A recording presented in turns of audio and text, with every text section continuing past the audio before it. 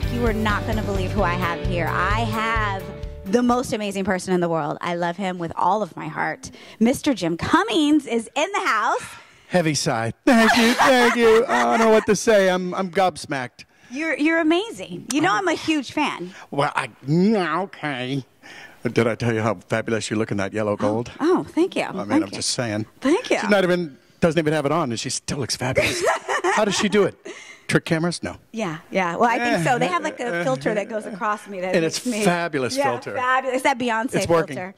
You know what? I know a lot of people know who you are, but for those of you who don't know who Jim Cummings is, you're like one of the biggest people in voiceover. And you've done some of the most iconic voices. My personal favorite, I grew up with him, Winnie the Pooh. Okay. It's like when I was little, people used to go, "What's your name?" And I'd go, "Pooh Bear." Oh, really? Like, that was my name. That's great. Tigger, you've done.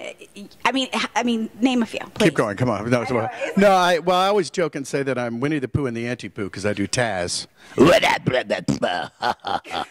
So, what can I say? And then, but, good guys and bad guys, I think they're both a lot of fun. The bad guys are just as much fun. Yeah. And, from Pooh and Tigger and Taz, and a lot of people love Darkwing Duck. Bless their hearts. Keep up the good work out there. Yes, I love Darkwing Duck. Yes. I do, too. He's one of my favorite ducks, really.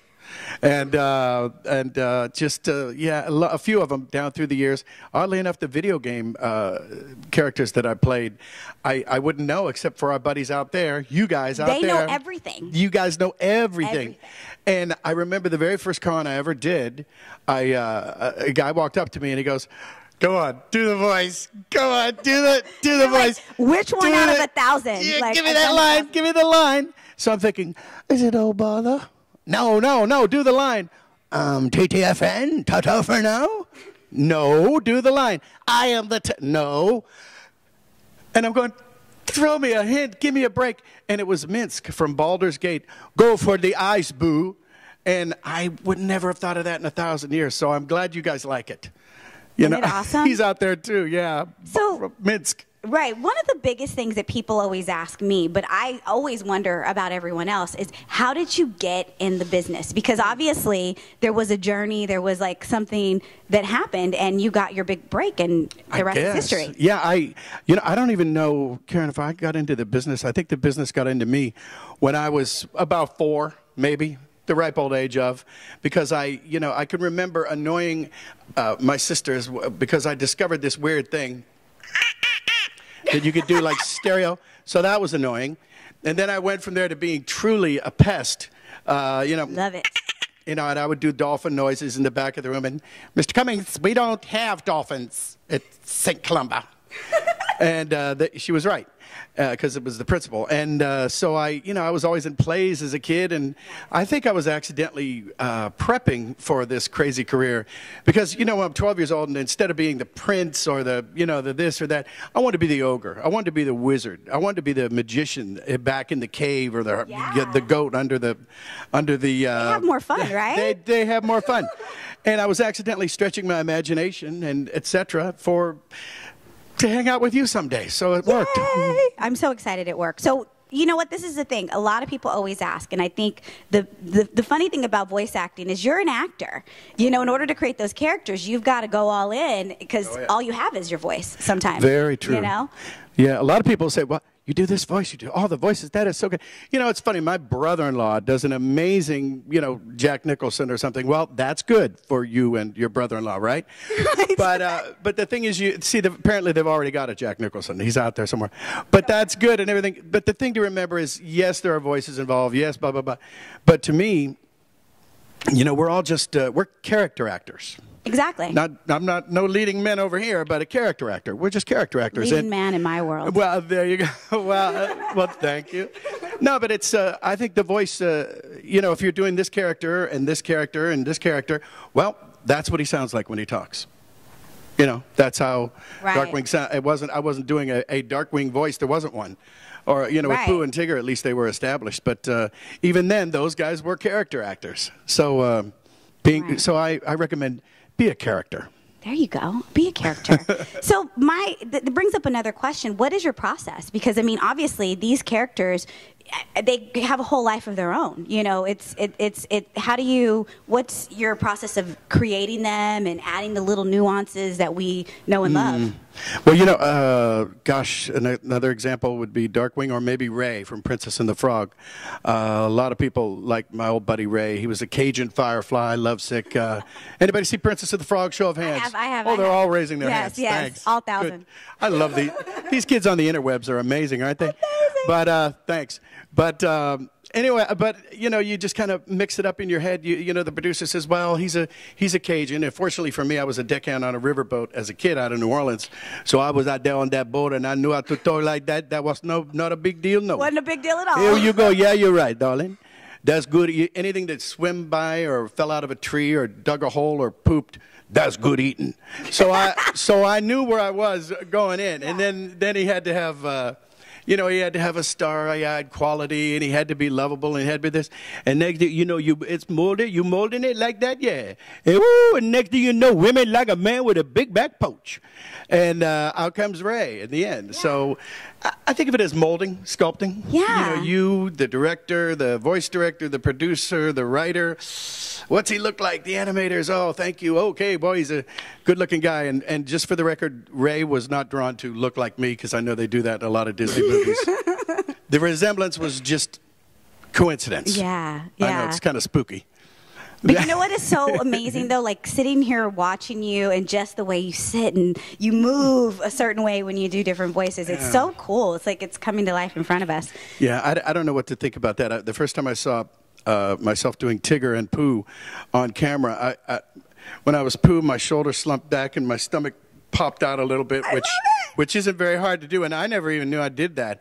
And then when I'm Tigger, I'm kind of like ready to, and I don't even know. I don't even think anybody knows they're doing that. I don't know I'm doing that. Yeah. You know, people say that, and because my daughters have seen a picture of me like in the studio, she goes, "Oh, you're doing Pooh," and I go, "How do you know that?"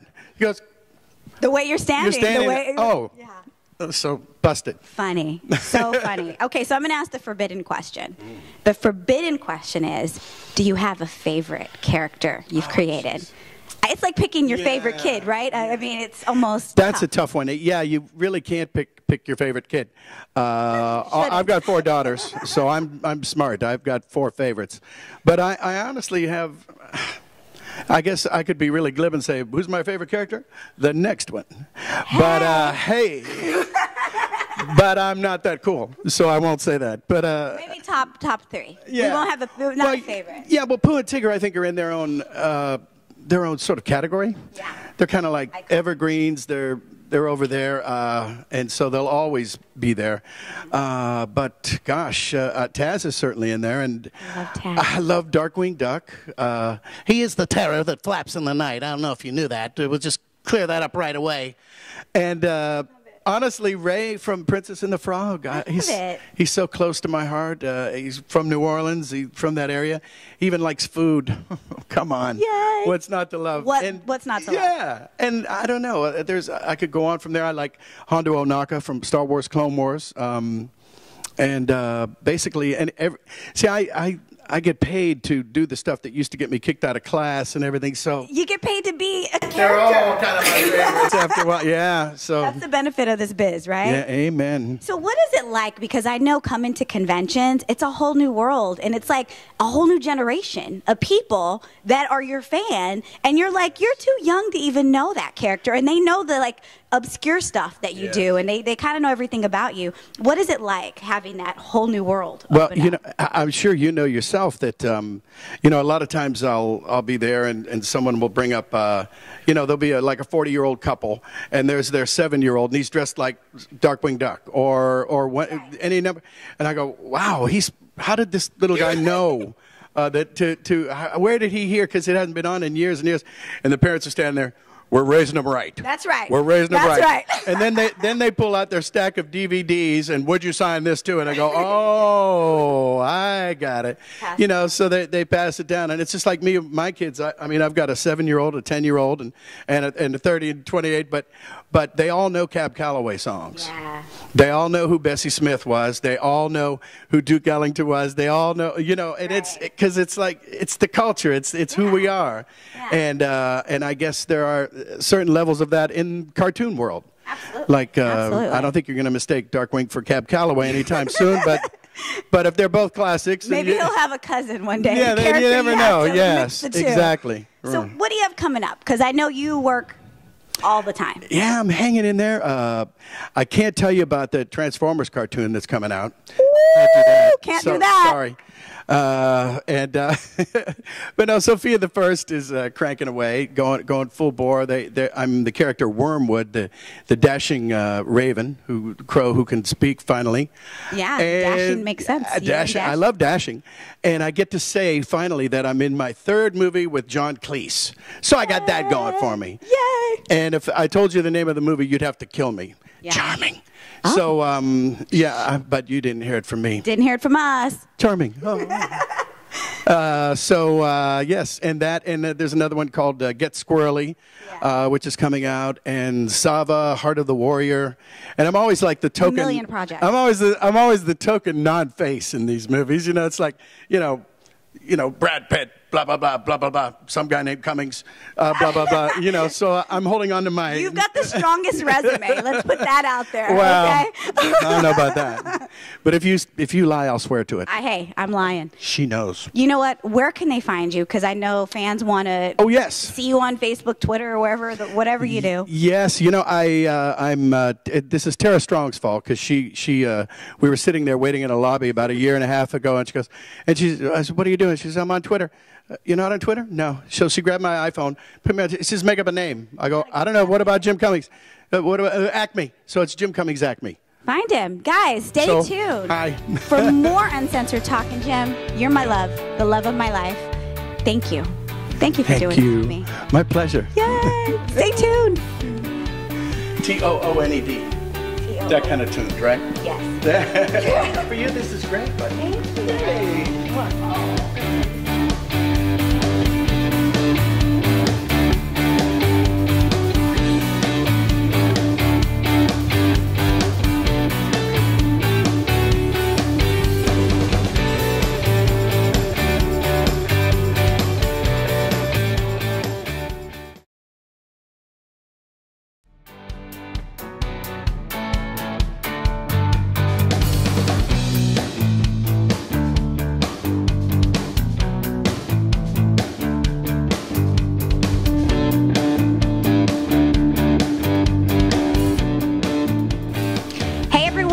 Karan Ashley. Welcome back to Uncensored Talk. I am here with another legend. I'm losing my mind at Lexington Comic Con.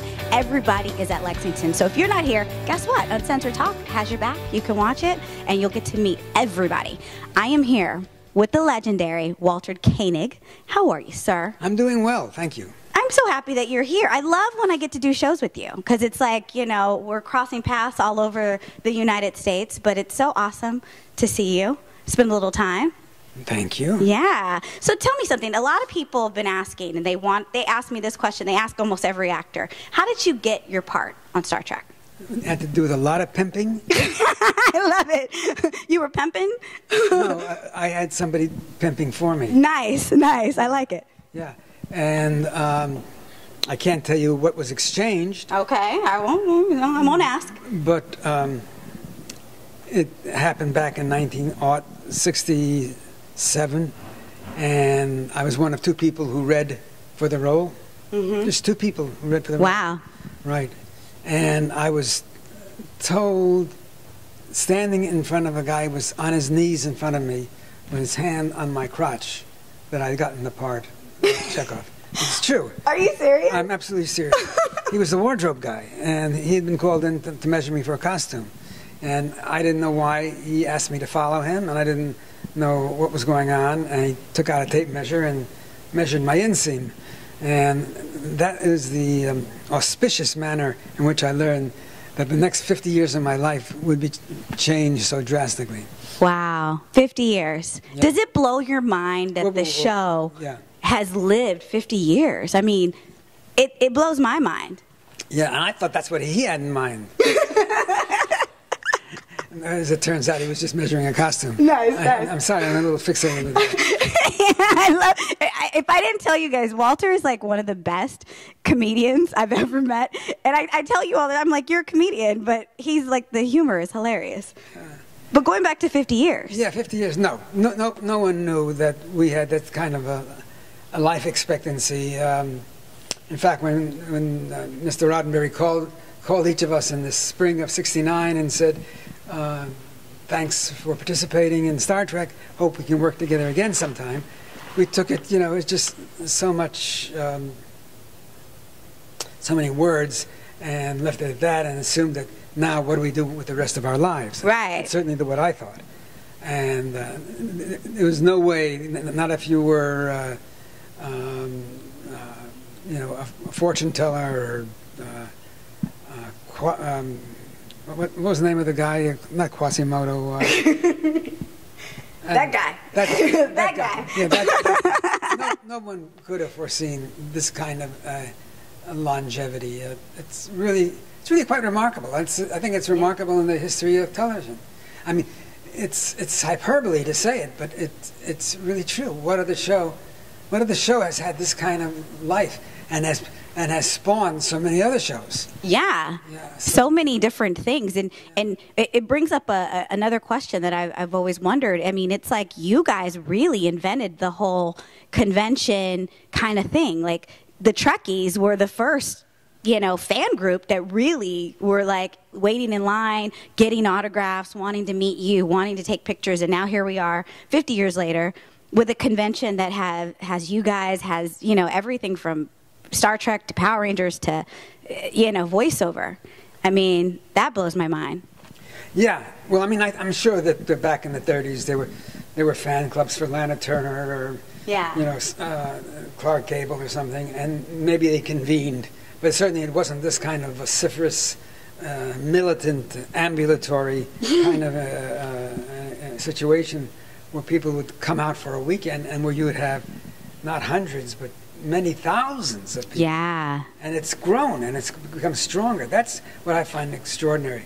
I certainly thought that when our show left the air, that regardless of whatever happened after that, it certainly would not involve us. And then when there was a new Star Trek, Next Generation, and then Deep Space Nine, etc.,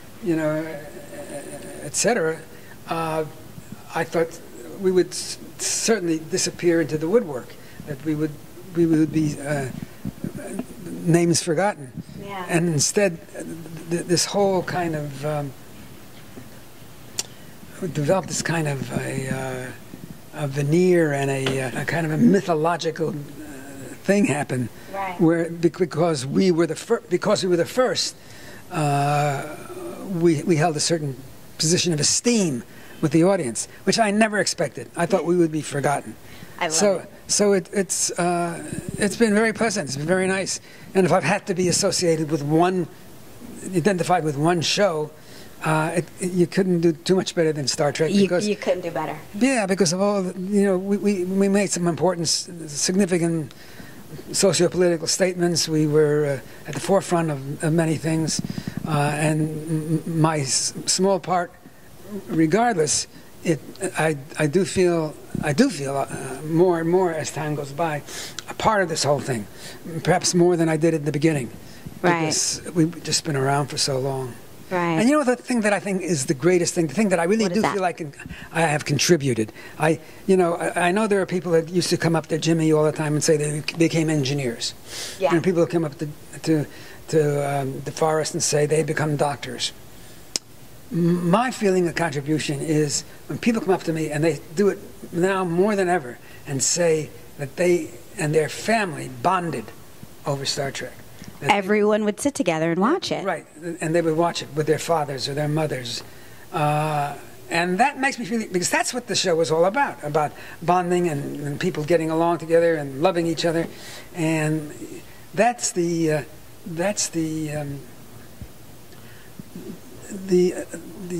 underscore of the show. I mean, we talk about fraternity and love and peace in our stories, and people getting along together. But on the most basic level, what Star Trek has managed is for people to get along together in their own lives. The families have become stronger, and I wouldn't bring it up if it was just an infrequent instance. Right. But it's all the time. I hear that all the time. No, you're absolutely right. It was the underscore. Like you said, it was a very social, political statement. But yes, we had the African American, we had the Japanese American, and we had the pseudo-Russian American. I love it. And that is important. Yeah. But beyond that, on the audience level, we brought audiences together. Yes. And that's what I think is the most significant thing of all. I love it. I love it. So tell me this. How did you break into acting? Because obviously there was a moment when you said, I'm going to, go into this business. How did that happen?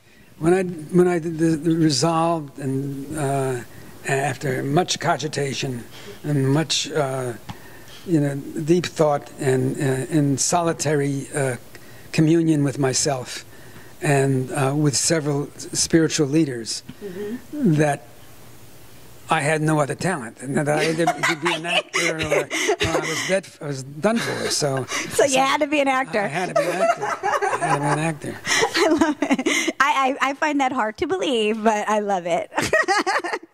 So you've had, like you said before, there have been many reincarnations of Star Trek. And I mean, lately, the huge reboot, like they totally made it a huge motion picture. How did you feel about that? Because that literally introduced your characters and introduced you guys to a whole new audience, Well, what I anticipated and what actually happened are two different things. I anticipated being of small mind and being of envious nature and bitter to the core. Right. How dare you redo it? Yeah, you get that feeling. I was going to hate it. I was just by a rule of nature, I was going to hate it. So I went in there and sat down with my arms folded, challenging them to do anything that impressed me. Yeah. And of course, I loved it. I know. And I thought it was extremely entertaining. The actors are all very good. The story was interesting. I didn't follow it entirely, but that generally happens with oblique, somewhat obscure material. But I thoroughly enjoyed it. I thought all the actors were great. I loved Anton Yelchin. He's a great young man. Amazing, yeah. He's already a movie star. Yeah. He's done the title role in several movies. He is the same background. He was actually born in Russia and came to the United States when he was very, very young. My parents were born in Russia. His father was a professional ice skater. My father was a professional ice skater. What are the odds? Wow. Yeah. So we had that in common, and we were just about the same age. So he was 19 when he was doing it, and I was 31 when I was doing it.